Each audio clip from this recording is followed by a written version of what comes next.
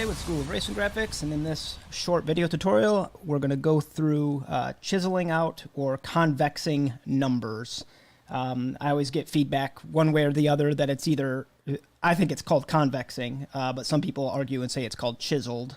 I've had sign guys reach out and say that it's convexing, so I believe that the correct terminology is convexed lettering. So you can see here I've already done the 1, 2, and 3 on this number set that I'm going to release on srgfx.com. But I thought it would be good to go through and show how I break down this process to get really clean lines to create that convex type look on racing numbers. So you got like shadows over here, light over here. It just makes it look more dynamic. It's kind of got that 80s, 90s throwback feel. I always feel like it's like I don't care to make it like throwback or retro or whatever. I think it's just a good technique to understand. And so I'm in Adobe Illustrator. And so if you're in a different design software and you're following along, you'll find that there are going to be some tools that I'm using that you probably won't have available to you. So if you're in Adobe Illustrator, though, I highly recommend turning on Smart Guides. I find Smart Guides annoying because they keep on like blipping stuff all over the screen. I just don't like it. But they're super helpful during this process. So I'm just going to do this number 5. It's pretty standard and straightforward number to do. And I'll break down each piece and how I make my decisions on how I divide it all up and cut it up so that it has a nice clean look. All right, so I'm going to select the 5 and I'm going to go ahead and duplicate it. And that duplication is going to be on top. And I'm going to turn the fill on it, just a color I'm not using. So I'll go with this like a green. I always go with green whenever I'm trying to make a shape into a tool of sorts. And I'm going to ditch that second fill. So now I have a green 5 on top of my working 5. And what I want to do is I just need the piping from each side of the 5 so that I can bring in shapes and align them to it nice and clean and find the exact center of everything here, every single shape within the 5. So I just use my erase tool. I hit Shift E, it's Shift E, and then I hold down Shift and strike through. And by holding down Shift and striking through, it just makes a perfectly straight line. I'm going to do that here. So I want this rectangle here that I just created. I want that to be there. And then I'm going to get one here. And it doesn't really matter how wide they are. You just need the shape. I'll show you what I mean. It'll break down here in a second and make sense. I'm going to cut that off. This right here is technically the same as this, but I'll make one anyway just because it'll be helpful. Okay. And this guy here, come through. And it would help if I had my layer set up so that the outlines were a different color than green. So I could just go black and it'll kind of like a dark red. See, now that stands out pretty well. Okay. And technically this that I made down here is the same as up here, but I'll still cut this just in case. Okay. So now I could get rid of all these corners and it'll show you what I have left over and then I'll try to explain it. Okay. So basically what I have now is my center.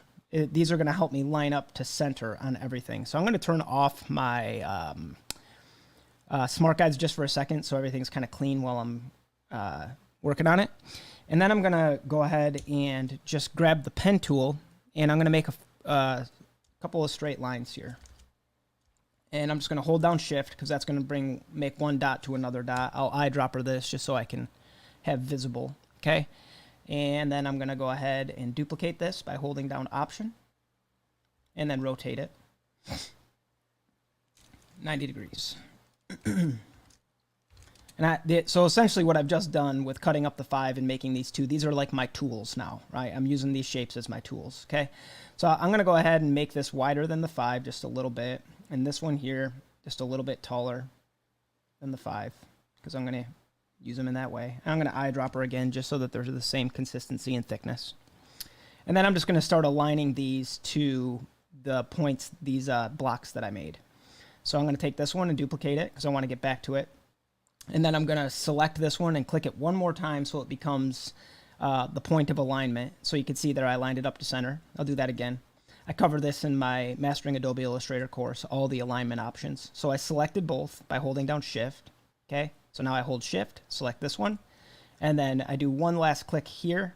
Okay, and that makes it that this is the anchor point in which everything's going to be aligned. And I just click the vertical align center. Okay, then I'm going to go ahead and make another duplicate. I'm going to do the same thing with this one. Okay, and then I'm going to do the same thing with this one. Like that. Okay, so now I got my horizontal lines, and now I'm going to go ahead and do my vertical lines. Okay, so we got this guy here and this guy here, which I'm pretty sure they're in the same spot. They're aligned. They're a little bit different. So it doesn't really matter because the top isn't going to necessarily receive what it is I'm going to do here at the bottom. So we'll use the bottom one, and we can delete this off. Okay, so I'm going to go ahead and grab this and then make this my anchor for alignment. Do that. And then I'm going to do this and make this my anchor for alignment, like that. You can see how it goes right up, right here it's centered, right here it's centered, just like that. Okay, it looks like maybe it's not centered to that. So this is what I'm going to do.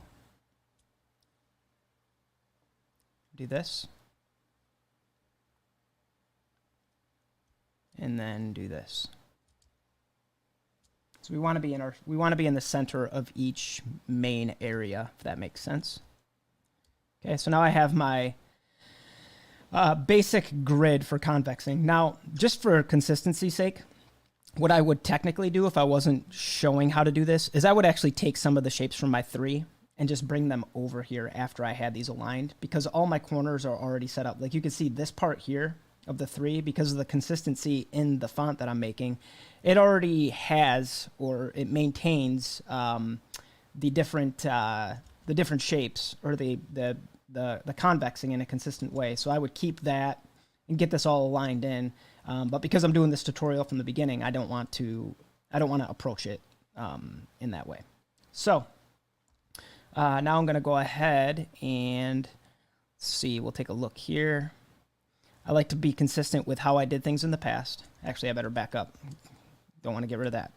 Okay, so I could see I did this, had my V, so I'm probably going to have a V coming down, and then the same. So my 2 could essentially, I could take this and bring it over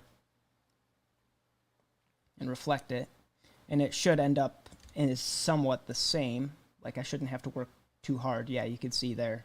Almost the 2 flipped works perfectly for it. So I could have just taken my 2 and done that work. But I am going to do it from scratch, just like I said. But I wanted to show you a shortcut. If you're working on a number set 1 through 0, like 1, 2, 3, 4, 5, 6, 7, 8, 9, 0, don't recreate from scratch every single time. The numbers already contain shapes that you just have to get them aligned right. All right, so now what I'm going to do is take this here. I'm actually going to take this one, and I'm going to separate it. What did I do on the 2 there? So I don't even have one in the center there, so I won't need this up there actually. Okay, and now what I'll do is just take these, and I should be able to, oh, here's what you do. I'm sorry. So I'm going to take this and this, and I'm going to align it left. So it depends on what order you pick your points, right? So if I pick this one first, that one's going to be the one that aligns. The second one becomes the anchor, like that, okay? And then like this. I'm going to lock the 2 underneath it. Now, if you select them both at the same time, it just always goes to the one furthest from the direction you're going to. So this will just line up there. Now you see I just created a corner, okay? So here I could just select these 2, and then do that, and then do that, okay? Let's see here. Lock the 4 just so I'm not selecting it. That and like that. And it's pretty common on these 5s for this little area here to be different than up here. Sometimes on 5s too, like this will stick out further a little bit depending on the font. So that's actually a pretty common practice with 5s.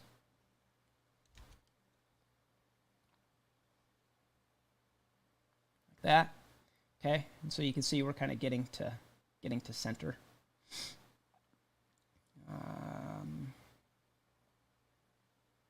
That, and now I'm going to join these. So that'll become one corner, right? So I just select them both, join, join, join that, and there's nothing to join there. Now I do need, 1 second here. I shouldn't have deleted one thing out of here, but I did. Oops.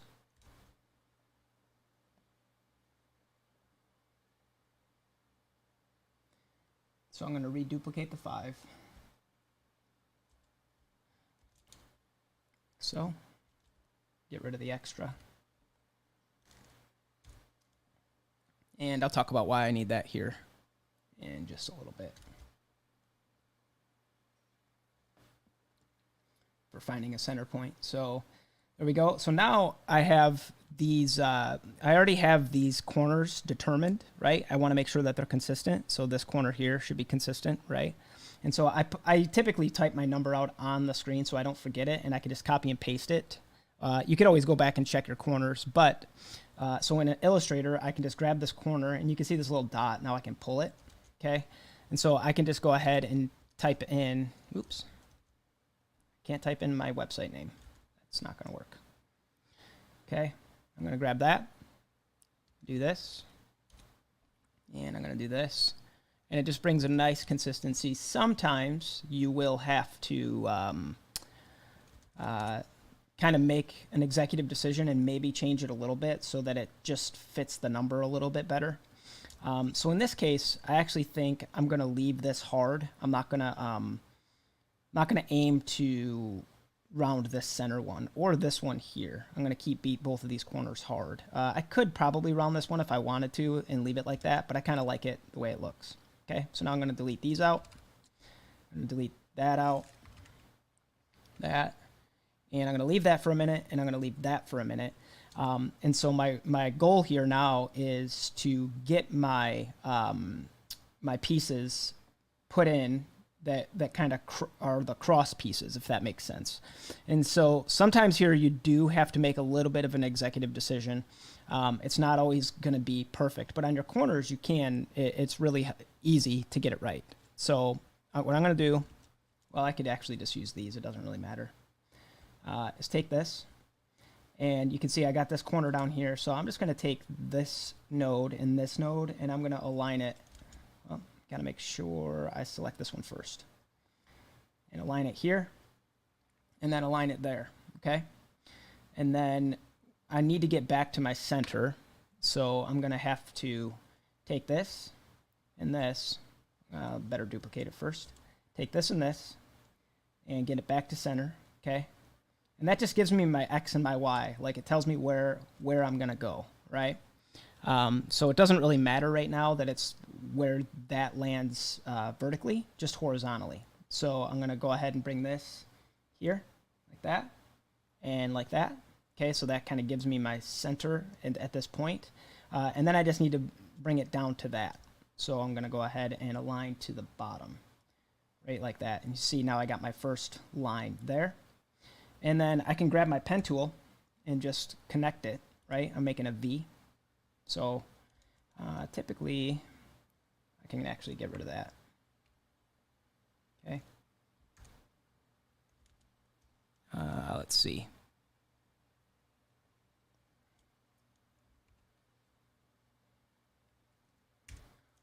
So I'm just going to do this.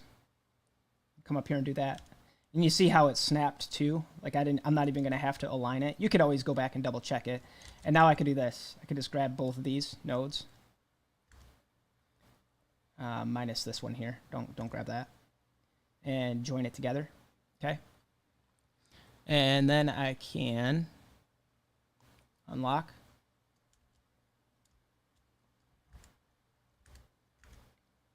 And pull that over like that.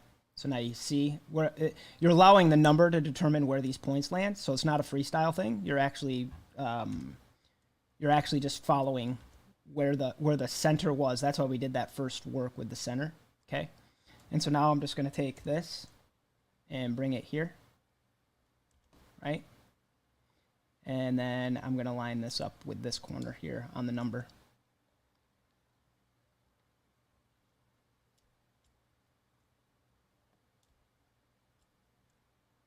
sometimes it can get annoying. Like you see all these little things that are like poking around, like the dots and stuff. They kind of like keep coming to the screen and things like that. And that can get annoying. So sometimes what I just do is I just zoom way in, and it gets a lot easier to manage that kind of stuff. So now I could just do this, right? And you can see I have it automatically like it's snapping.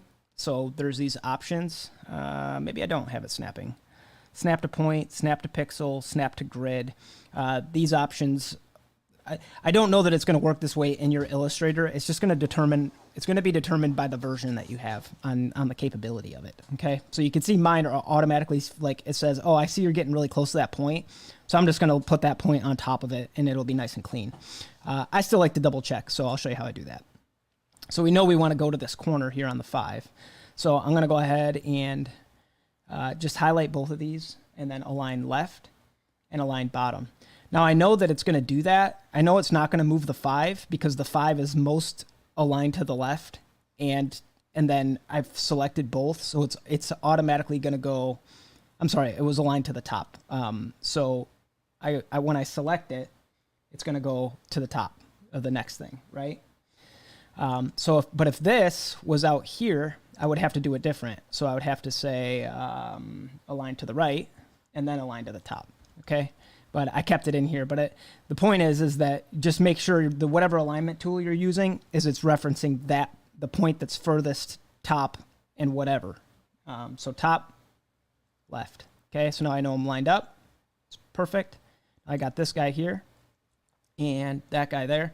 And I'm going to actually go through and highlight them both and select them so it just goes right, top, right, top. Otherwise, it matters what order I pick them in. Like if I do them individually, so if I pick, let's say I pick on the 5, I pick the 5 first, and then this, and then I go left. See what it did? It went to the left of that one. So then you got to pay attention to your order. But if you just select them both at the same time or highlight like this, kind of make your bounding box like that, then it just automatically is going to do exactly how your alignment tools. It's slightly confusing. The more you do it, you get used to it, and it becomes super simple. So same thing here. Now it gets a little weird here because I have a rounded corner. So what's my reference point? So I'm going to have a couple of options. Very rarely do I like to eyeball stuff in, but in this case, I might end up eyeballing it in.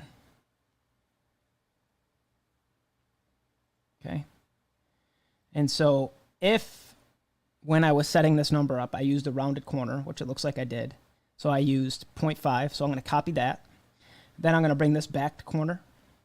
Now I'm going to align this over like that and like that. And then it gives me a good framework to work from.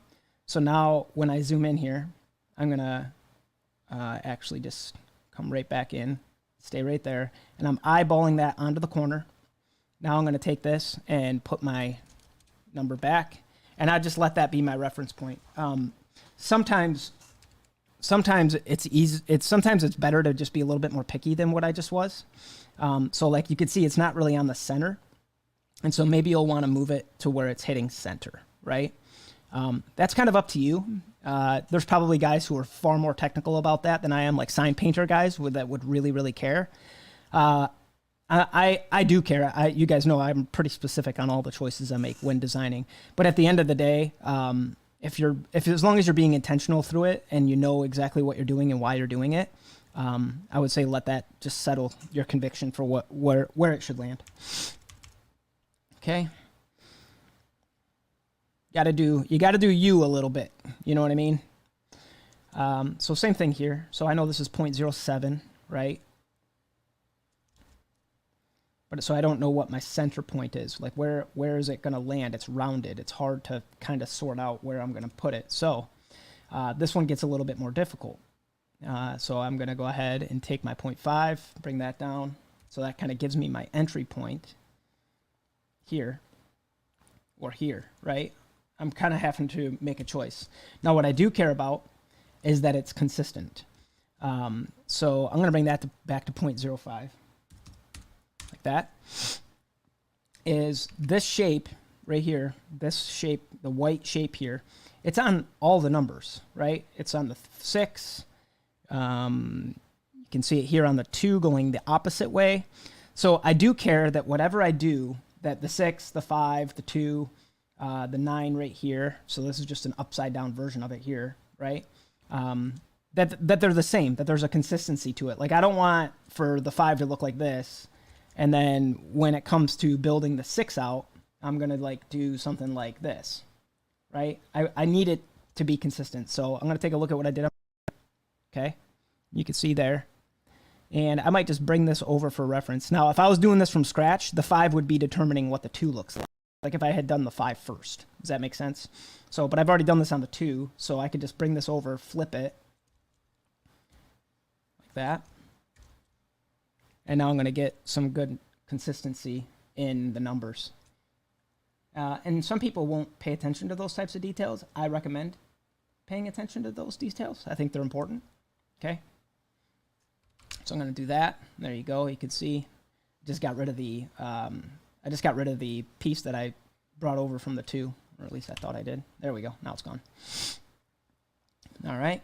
So same thing with the bottom of the 5. So what do we do here at the 3? Because it looks to me like this shape here and this shape here are the same. So if I was to look, I got 0.08 there, which that should be a 7, I think. And so this is going to be a 7. Right? And those are all things I go through and I double check before I stamp them and cut them out. So it looks like I didn't make a final decision over here. What was I doing? All right. So I'm going to take this like that. And so now that's all one shape like that. And it looks like what I was trying to do was find center. Okay. So I don't have it on any other number, so I'm kind of still making independent decisions because once I have this settled, then that's it. Okay, so I'm going to go ahead and do that, get it kind of closer to center. That looks centered pretty well. When I say centered, I mean centered to the rounded corner. Okay, so you can see it's cutting through the center, cutting through the center, cutting through the center, kind of a thing. All right, so now I'm going to take this and I could just duplicate it. That. And like that.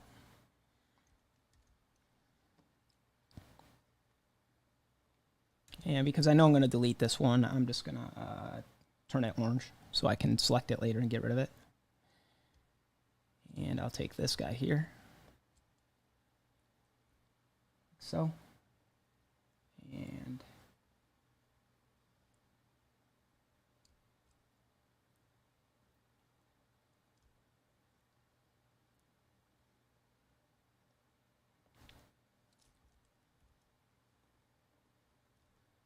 okay.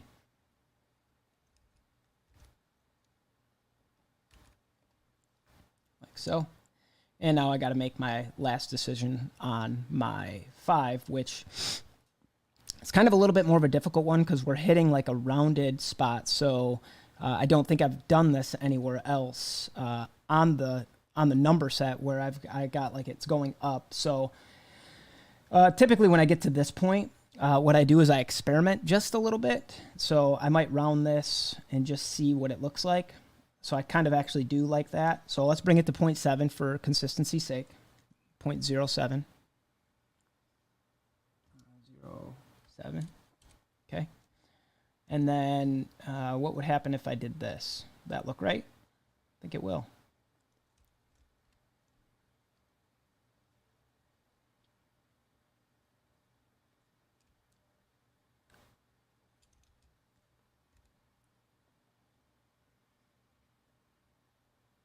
Oops.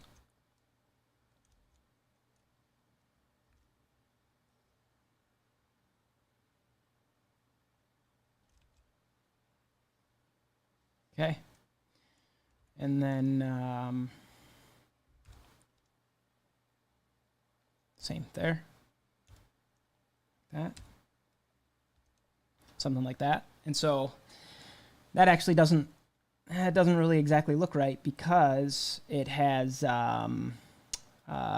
kind of looks squeezed in right here. Something's not exactly kind of fitting the vibe. So let's try this.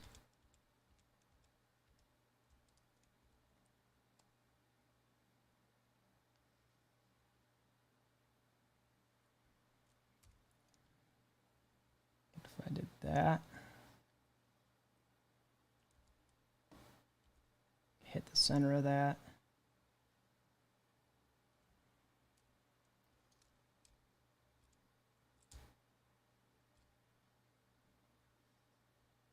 Always going back and referencing my work. That. So I might end up with something like more like, well, let's get this up here.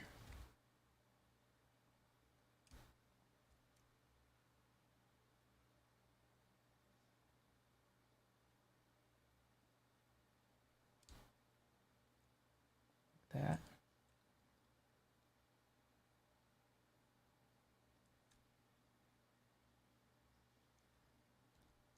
Actually, you know what? I think I will. I'll go back to what I had. And I'm going to take this and unlock that. And so there is never, like that is one thing, especially with this, is like, there's never like, there's never a slam dunk. Like, you know what I mean? It's like sometimes you got to experiment and like decide what you like and if you like it or not and kind of do that way. Anybody who says like there's a surefire way that anything is done is probably lying to you to some degree. So like there might be like 4 or 5 different ways that I would try to test the end of this 5, right? To see how to get it right. So I think that that actually looks the cleanest. I think before what I didn't like is I had my triangle coming way down and it was like creeping too much into this rounded corner, making the rounded corner look incomplete. And so I just wasn't satisfied with it. So I experimented. But I think that this is actually the solution, is like give the rounded corner a good, clean, straight start before you end up into your next shape so that things don't look quite as odd, right? It just looked a little odd before with it creeping down. So now that I got all that done, I'm going to go ahead and make a copy of this. And this is where you find out how well you did. It's like the fun little test. And so I'm going to take a copy of my 5 and I'm going to go ahead. It's going to be on top. I'm going to turn it green. Turn off the stroke. Turn off the outline. For now, actually, I'll turn this one gray just so that I can see my green lines. Okay, now I'm going to take these and I'm going to group them together.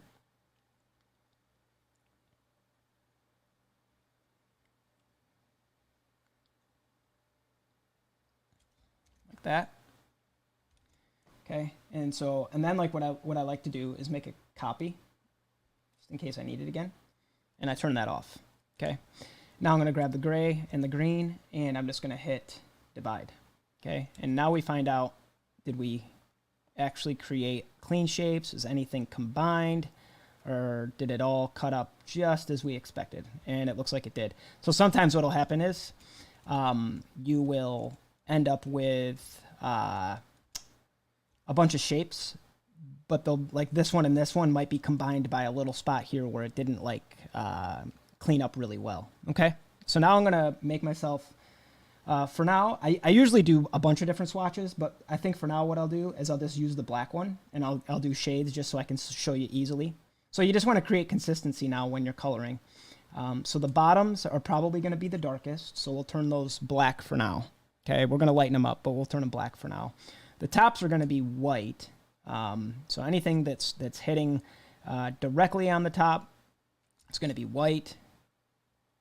That. So I'll turn it black and then bring it down to white.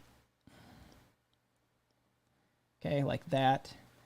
And then the backs are going to be pretty dark. I say the backs. Actually, I think the backs are typically the darkest, and then the bottom is a little bit lighter. Maybe it's the other way around. Yeah, it's the other way around. I probably have to look at one of my other number sets to see how I did it. Usually once I've done a number set, whatever choices I made in that one, I begin to trust it more, right? So it's like easier to kind of see. So I'm going to go ahead and take that.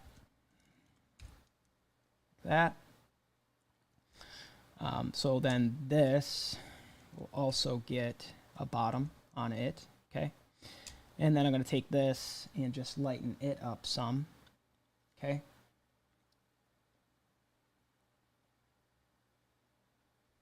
That. And so a couple of different things that can be done here. like sometimes on these convexes, like I might cut this piece out again just to get separation from this one and this one, because they're going to ultimately be the same color, and this would technically be a backside. So I could be just eyeball it in like that, and then just give it a little cut. And now I could take this piece and turn it that color, something like that. It kind of cuts pretty hard. So I don't ever make my chisels or convexes like super intense, if that makes sense. And I could do the same thing up here. So I could grab this here and that here, and then cut this, and then take this and get it from over here like that. So you can kind of do. You can kind of go a little bit crazy with it, is the point. I don't like to go super, like a bunch of little shapes, but you got to know, like, it is sort of up to you and how you're going to choose to do it. Like, I could technically, like, make another shaded spot from right here to right here, and it could be a different color. So now I'll lighten these up a little bit, and it'll look a little bit more normal, because right now it's a little intense, okay? So I definitely want that dark, right? But what do I want my darkest to be? Probably like somewhere around there. Just getting the effect going.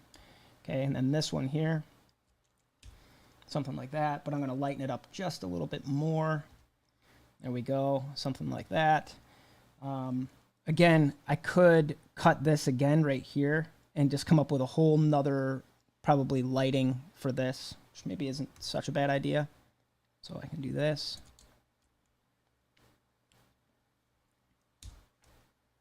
That. So you start getting more of those types of things in there like that. Well, I think that looks pretty good. So we got these 3, 4, they go together. Let's see here. Yeah, this. Oh, okay, here we go. So those 4 go together. Well, I got that grouped. Like that. And then you got this. I ungroup these.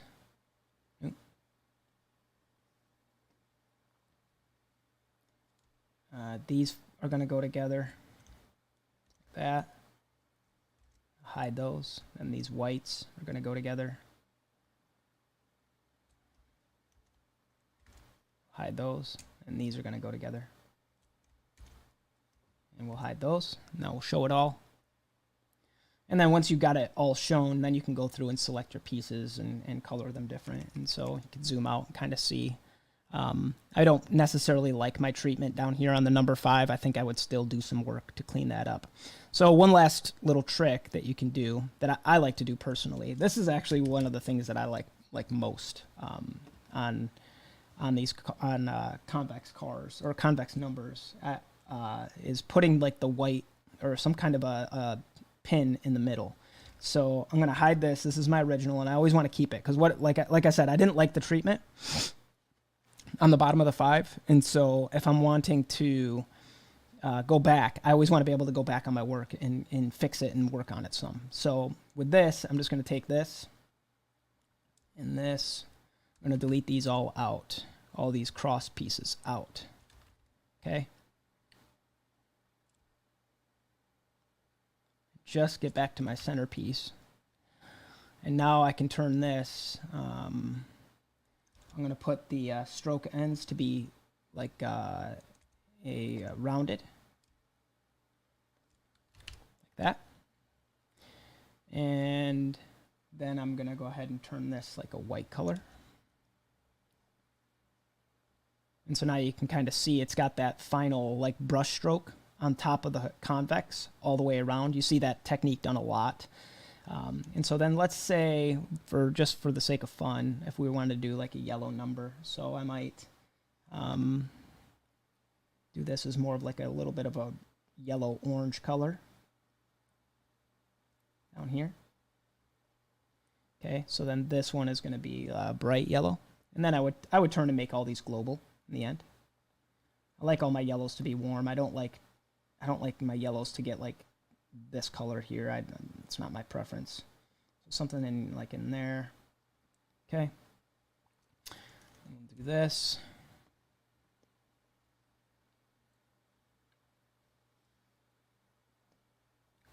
that so you can see a little bit of a difference. And then we're going to do this.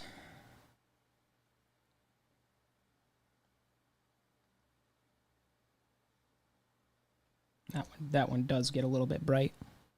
And now it really makes sense to have that final brush stroke on there. So I'm going to go ahead and I thought I did have it unlocked. Apparently not. So we'll turn that like the brightest version of yellow. So it just stands out a bit more. Like so. Kind of gives it that finished feel. And then of course if I was going to do yellow numbers on blue, I would not do an orange outline. I would have something more like a white with maybe some orange tones in there. But you get the basic idea. So hopefully that was helpful. That's the technique that I use for convexing numbers, getting them broken up. I get that question a lot. What button am I using in Illustrator? The button is called patience and experimentation. That's what you have to do. So if you have any questions, feel free to hit us up on srgfx.com/support. I would ask that you would please subscribe to our YouTube channel. That would just help us out immensely. All right, guys, have a good day.